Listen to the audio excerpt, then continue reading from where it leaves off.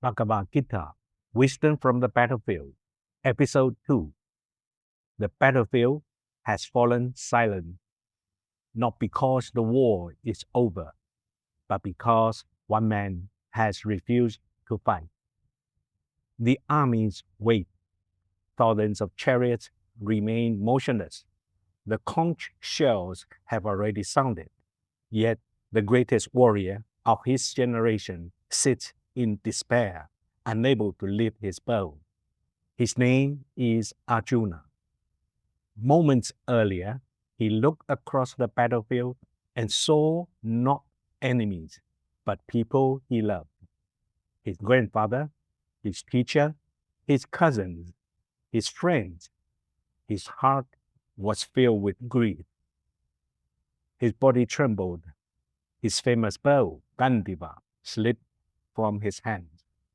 He told Krishna, "I cannot do this." Most military commanders would have responded with a simple command, "Fight." But Krishna says something completely unexpected. He does not begin by discussing strategy. He does not talk about weapons.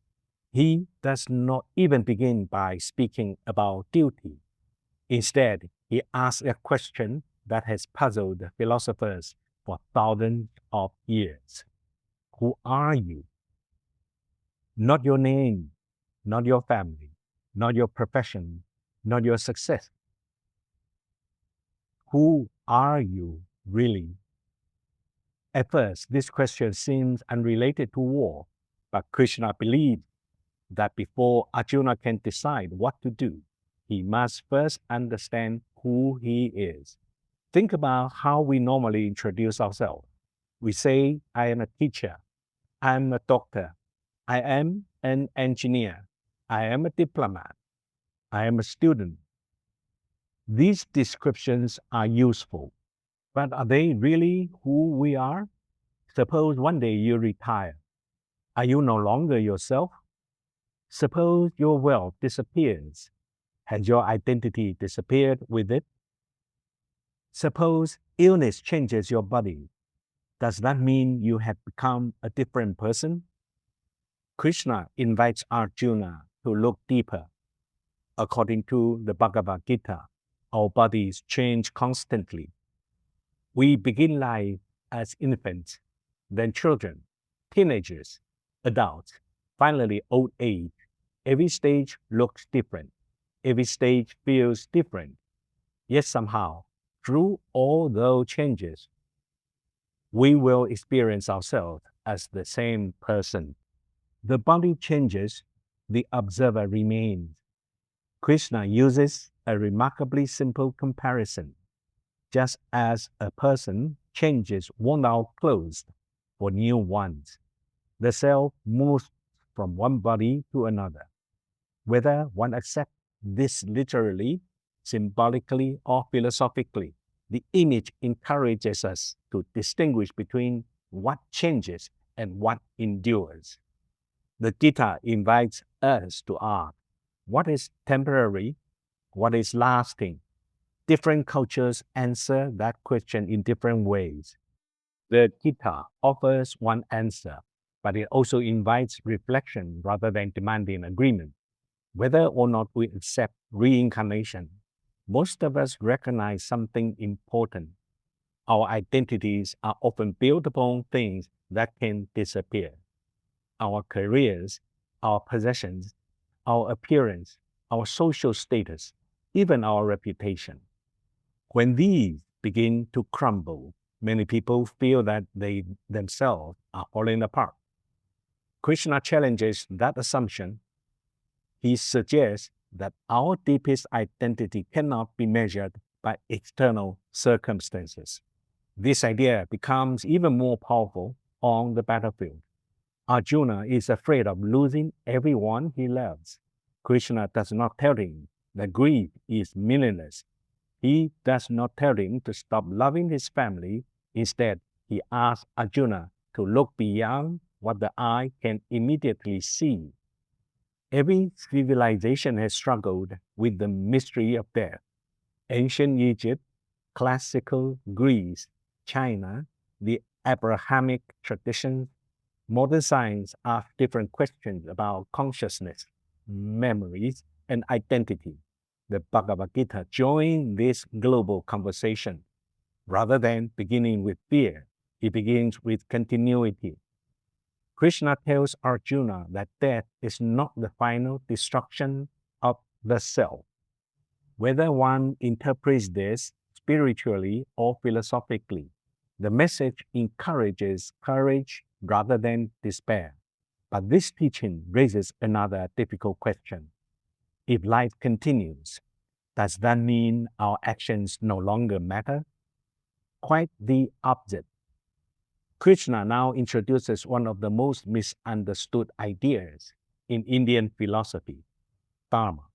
Many books simply translate dharma as duty, but that translation is incomplete. Dharma is not blind obedience, nor is it simply following rules. It is the responsibility that arises from one's role, character, and circumstances. Imagine a judge. One day, a close friend appears in court. The evidence is overwhelming. The law is clear. The judge feels compassion, yet justice requires an impartial decision.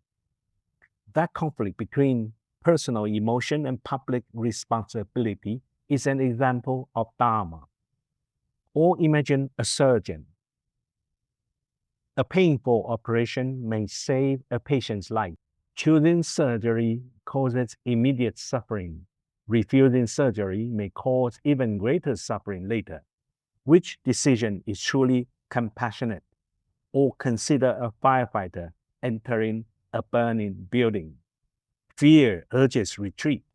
Responsibility demands action. Dharma often requires courage rather than comfort. Krishna tells Arjuna that avoiding responsibility simply because it is painful is not always the highest moral choice.